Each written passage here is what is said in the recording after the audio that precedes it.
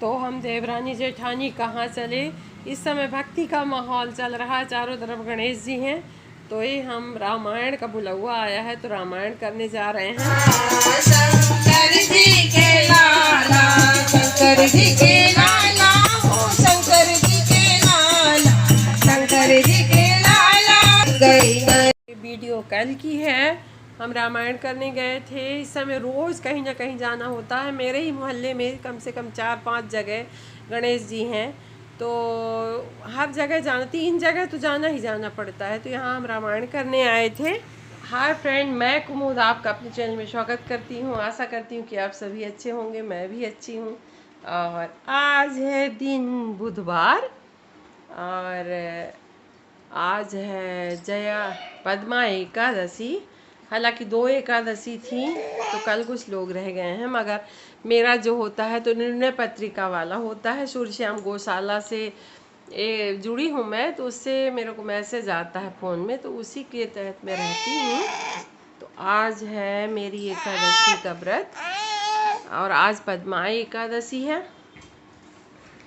तो अभी आज व्रत है, कल गुरुवार है और परसों अनंत चतुर्दशी भी मतलब पूजा करूंगी। और पूर्णमासी जो व्रत पूर्णिमा होती है तो वो परसों है, क्योंकि 2 पूर्णिमा है तो एक श्राद्ध की पूर्णिमा कहलाएगी और दूसरी जो पहली पूर्णिमा है वो व्रत की। तो मेरे को 3 व्रत लगातार फिर से पड़ेंगे। उसके लिए अब हमको मजबूत होना है, क्योंकि व्रत रहने की प्रैक्टिस हमको ज़्यादा हो चुकी है। आज मैं बाल धो के नहाई हूँ, सॉरी, इसलिए क्योंकि कल मंगलवार था तो मंगलवार को बाल नहीं धोते और एकादशी को भी नहीं धोते। फिर भी आज मैं भोर में धो ली हूँ क्योंकि बाल भी गंदे हो रहे थे।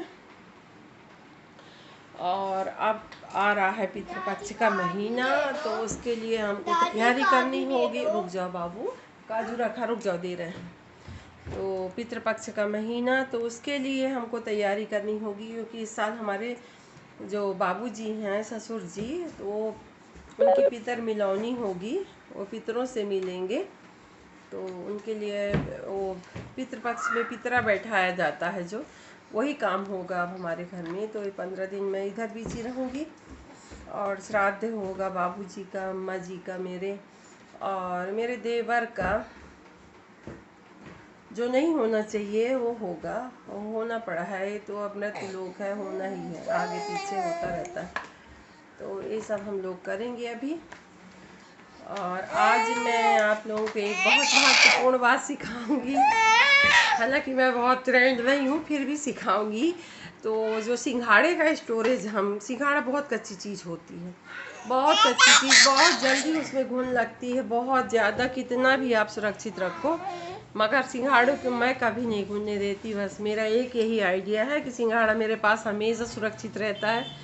तो मैं अभी इस साल सिंघाड़ा अभी मंगाई थी, 1.5 किलो के लगभग था, तो उसको मैं अभी स्टोरेज करूँगी। तो उसका स्टोरेज मैं कैसे करूँगी आप लोग देखिएगा। और इस तरीके से यदि आप सिंघाड़े को स्टोर करके रखेंगे तो वो सालों साल तक ख़राब नहीं होगा, आप चाहे जब तक रख रखें। इसलिए मैं उसको, आज अभी धूप है, हमारे यहाँ कड़ी सी धूप है, तो उसको अभी मैं सुखा के रखी हूँ और इसके बाद फिर उसको कूटूँगी, पीसूँगी, इसके बाद फिर उसका स्टोर करूँगी। तो चलिए मैं आपको ये काम दिखाऊंगी आज। और आज मैं उड़द धोई हूँ। ये है मेरी सोन चिरैया। जो सोन चिरैया इस समय बीमार चल रही है, तो काजू अंजीर खा रही है। काजू खाएगी, अंजीर खाएगी, और क्या खाएगी? आइसक्रीम बंद है, इसका दूध बंद है, इसको दूध से एलर्जी है। और सुन लीजिए, इतनी छोटी सी बच्ची को दूध से एलर्जी है। और इधर ये हीरा महारानी अपनी स्ट्रॉलर में बंधी हुई है। और यदि इनको छोड़ दें तो पहले के ज़माने में जैसे अंग्रेज़ अटैक करते थे हिंदुओं के ऊपर, हम हिंदुस्तानियों के ऊपर, उसी तरह अटैक करती है। बहुत परेशान करके रखी है, ये अंग्रेज़ है। पीट की लड़की सारे घर को हिला के रखी है। इससे हम सभी परेशान रहते हैं। यदि इसको छोड़ देते हैं तो भी परेशानी है, बांध के रखते हैं तो भी परेशानी है। अरे बहुत होशियार सी छोटी सी है, गिलहरी। ये गिलहरी है। कौन है? गिल्लू है, गिल्लू। तो फ्रेंड मैं सिंघाड़े को सुखा ली हूँ और इसको कूट रही हूँ, खल से कूट के। और छोटा करना पड़ता है क्योंकि मिक्सर में इतना बड़ा सिंघाड़ा नहीं पिसता है, तो इसको हम खल से कूट के तैयार करके इसको और फिर मिक्सी से पीस के इसके आटे को छान के और फिर इसको हम एक एयर टाइट डिब्बे में भर के आटे को रख देंगे। और इससे कभी भी ये हमारा सिंघाड़ा ख़राब नहीं होता। सिंघाड़ा बहुत कच्चा होता है, बहुत जल्दी घुन लग जाता है इसमें, मगर यदि बचा के रखे तो सालों साल तक चलता है और महंगा भी बहुत मिलता है। मैं उड़द को धो के डाली थी 10 किलो, फिर उसकी दोपहर में दाल बनाई हूँ और ये दाल बना के रखी हूँ। ये है मूंग की दाल, इसको सुखाई थी मैं।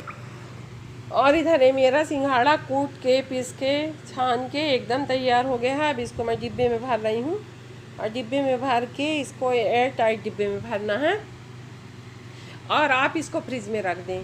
और जो पानी की बोतल होती है बिस्लेरी वगैरह की, उसमें आप भर के रख दें तो और बहुत ज़्यादा सुरक्षित रहता है, बहुत ही ज़्यादा सुरक्षित। और आप फ्रिज में रख दें, जब मन करे तो आप निकाल के बना लें। ऐसा करने से हमारे 2 फ़ायदे होते हैं, क्योंकि ये जल्दी से बन भी जाता है फलाहार बनाओ तो, और ये व्यवस्थित भी रहता है।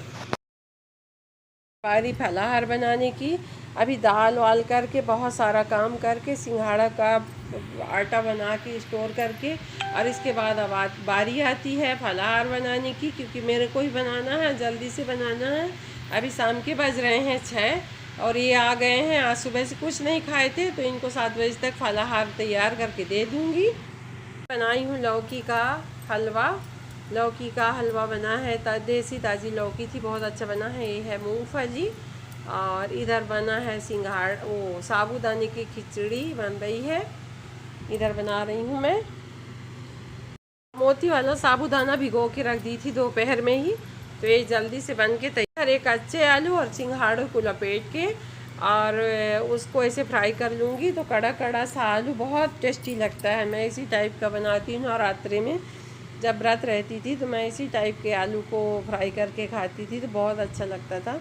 अच्छा सूखा लिपट नहीं रहा था क्योंकि मैं बहुत चिकना आटा पीसी नहीं थी, इसमें थोड़ा सा पानी डाल के फिर फ्राई कर लेती हूँ। धनिया पत्ती, हरी मिर्ची, स्वादानुसार नमक, जो भी डालना हो आप डाल सकते हैं। नहीं डालना है तो इसको फ्राई करने के बाद ऊपर से आप काला नमक, अमचूर, जो भी डालना हो तो डाल के खा सकते। तो देखिए फ्रेंड, ये आलू बन के रेडी हो गया है। देखने में इतना सुंदर लगता है तो खाने में कितना टेस्टी रहा होगा। एकदम क्रंची, इतना करारा कि क्या बताऊँ, बहुत टेस्टी बना था। मैं तो इसी को खाई और तेल भी बहुत ज़्यादा नहीं लगता, एक भी तेल नहीं लगता। यदि आप चाहें तो खाली आलू को जब फ्राई करेंगी तो उसमें तेल पी लेता है, मगर ये बिल्कुल तेल नहीं पीता।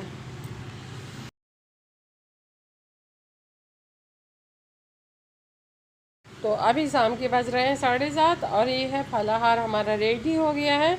फलाहार में जो बनाई हूँ साबूदाना की खिचड़ी और लौकी का हलवा और आलू। मैं तो रहती हूँ तो मैं कुछ भी खा के रह जाती हूँ। जब इनका व्रत होता है तो इन तैयारियाँ करके मैं रखी थी और फिर बनाई सारा फलाहार आपको बता चुकी हूँ।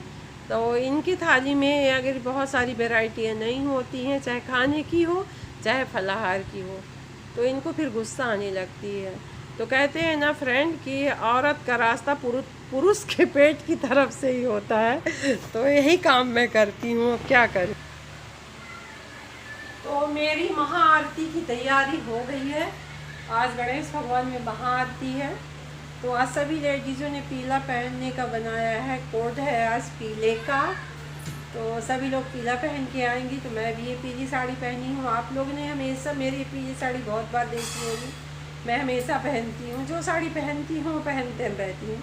पहुँच गए गणेश जी के पंडाल में और यहाँ हो रही है महाआरती। सारी औरतें अपनी अपनी थाल सजा के लेके आई थी और बहुत ज़्यादा औरतों की भीड़ नहीं है। आप लोग इस बात को समझिएगा, क्योंकि अभी यहीं पे 3 गणेश जी हैं और सबकी आरती का समय एक ही होता है, इसलिए यहाँ पे कुछ ही महिलाएं रह जाती हैं। वैसे सभी पंडालों में होता है। तो यहाँ पे हम सभी लोग आए हैं, महाआरती कर रहे हैं, इसलिए आप मेरे को पहचानिए कि मैं खड़ी हूँ कि नहीं खड़ी हूँ, बताइएगा। जग है बलिहारी। जय गणेश जय गणेश जय गणेश जय गणेश जय गणेश देवा। माता जगी पार्वती पिता महादेवा। गणपति की सेवा मंगल मेवा। सेवा से सब दिन हरे। तीन लोक तैतीस कोटि सुर द्वार खड़े। नजरों से गिरा जाना, चाहे लाख सजा देना। नजरों से जो गिर जाए, नजरों से जो गिर जाए, मुश्किल है संभल पाना। भोले तेरे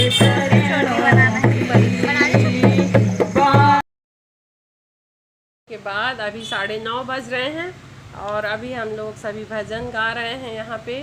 हालांकि रोज़ का ही नियम होता है, आरती के बाद भजन होते हैं, मगर आज ही हम बैठे हैं और इस पंडाल में आज ही बैठे हैं। कहीं रामायण होती है, कहीं डांस होता है, बस यही चल रहा है। तो फिर सभी पंडालों में थोड़ा थोड़ा जाना पड़ता है। तो यहाँ की पूजा आरती समाप्त करके फिर हम लोग दूसरी जगह पे गए थे। तो यहाँ देखिए सारी औरतें बैठी बातचीत भी करती हैं और साथ में अपना कर रही हूँ वीडियो एंड। तो मेरी वीडियो को लाइक करें, सब्सक्राइब करें, शेयर करें, कमेंट्स करना ना भूलें। तो कल मिलेंगे नई वीडियो के साथ नए समय पर। तब तक के